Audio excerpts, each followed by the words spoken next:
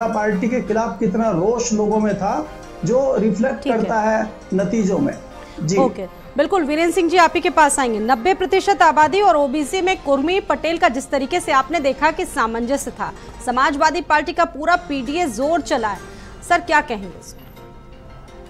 देखिए, पीडीए का नारा अब लोगों के समझ में आ रहा है कि पीडीए क्यों अखिलेश यादव ने चलाया था। और महत्वपूर्ण बात यह है कि जब भाजपा वोट मांगती है तो ये कहती है कि आपका एक एक वोट मोदी को जाएगा, कैंडिडेट को ना देखो। और कैंडिडेट तीसरी बार आ गया है वही, जिससे जनता नाराज थी। तो कब तक कैंडिडेट का ना देखो, जब वही बार बार आ रहा है जो लोगों के काम नहीं करता, जो लोगों की बात नहीं सुनता, जिसकी छवि खराब है। और वही कैंडिडेट, तो नुकसान इसीलिए हुआ, मोदी के नाम पर नुकसान नहीं है, ये कैंडिडेट का नुकसान है। दूसरा, अखिलेश यादव को बार बार ये कहते हैं भाजपा वाले कि ये तो मुल्ला मुलायम और ये मुसलमान, पाकिस्तान खुश हो जाएगा, कांग्रेस जीत जाएगी। ये आज बड़ी संख्या में ओबीसी वोट अखिलेश यादव के साथ चला गया। वो देश के तीसरे बड़े नेता के बन के उभरे हैं अखिलेश यादव।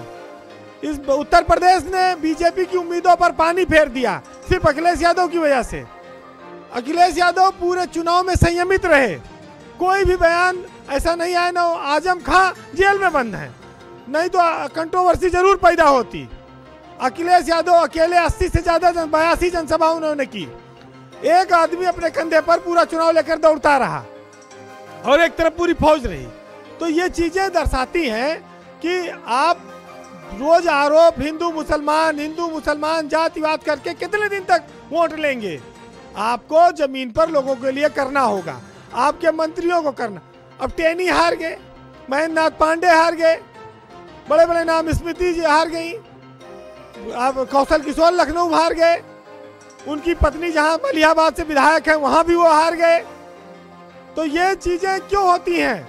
ये चीजें तब होती हैं जब जनता आपसे ऊब जाती है, जब लोगों को लगता है कि सब खाली हवा में चल रही चीजें, सब खाली उल्लू बनाया जा रहा है। जी, वक्त हमारे पास कम है। अच्छा, बीएसपी पर क्या रिएक्शन देना चाहेंगे? बीएसपी की सुप्रीमो मायावती ने भी ट्वीट कर दिया, कह रही है बीएसपी को भारी नुकसान हुआ है। और साथ ही साथ आपने देखा होगा कि आज मुख्यमंत्री योगी आदित्यनाथ जी का जन्मदिन भी है।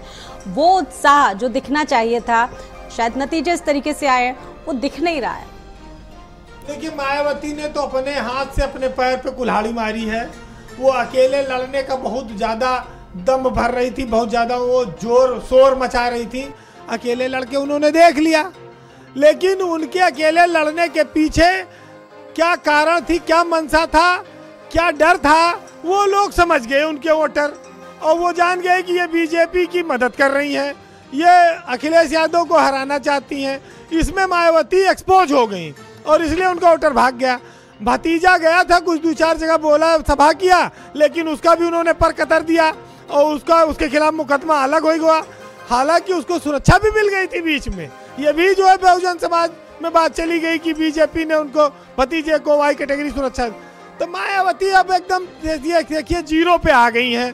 विधानसभा में एक विधायक है, तो मायावती के पास बचे नहीं कुछ। अब वही 8-9% वोट बचा है। अब वो बीजेपी के पास पहले था, कुछ इधर उधर भटका है, देखिए आगे क्या होता है। बिल्कुल।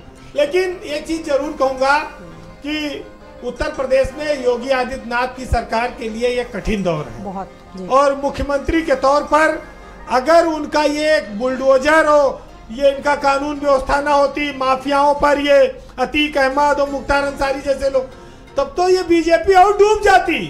ये इसी तो वोट पाए हैं, थोड़ा बहुत जो मिला है इनको, नहीं तो इनकी और सीटें कम हो जाती।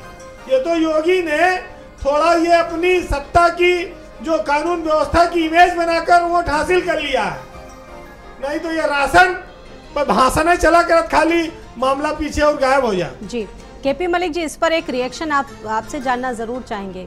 अब क्या आपका विश्लेषण, क्योंकि अब इस चर्चा को समापन की तरफ बढ़ाना है। देखिए, मैं वीरेंद्र जी की बात से